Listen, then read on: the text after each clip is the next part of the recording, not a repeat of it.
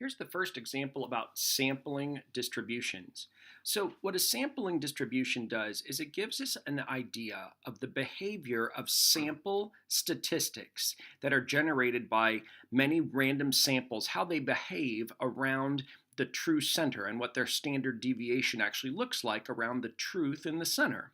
So using many SRSs, simple random samples of size n, from a population where the true proportion of success is p, the mean of the distribution of the sample proportion. So if we graph lots of p-hats, generate lots of sample proportions from lots of simple random samples of the same size over and over again, if we look at that distribution, the center or the mean will be the true proportion p. As long as the independence condition is approximately maintained, so by that we mean 10 times the sample size is less than or equal to the size of the population, then we can also use the following formula for the standard deviation of the sampling distribution. That is the square root of p times 1 minus p divided by the square root of the sample size. And that formula for the standard deviation of the sampling distribution, that is on the second page of the formula sheet. Here's the first page. Here is the second page, so down towards the bottom. Here is the mean of the distribution of p-hats. It's the true proportion p. And here's the standard deviation of the distribution of p-hats.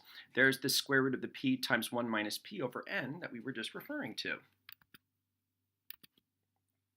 So the shape of the sampling distribution will be approximately normal.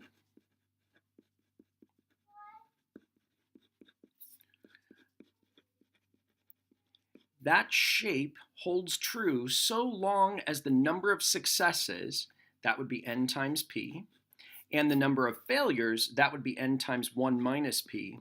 Both of those counts, so the counts of success, and here the failure count, both of those need to be 10 or more, so they need to be greater than or equal to 10. Under these conditions, the distribution of the sample proportion, so again, if we use lots of simple random samples of size n and graph all of the resulting sample proportions, the distribution will be approximately normally shaped. That approximately, though, is important. The center or the mean will be the true proportion p. That true proportion p is in the middle. That's what it means to be unbiased. And the standard deviation is the square root of p times 1 minus p over n.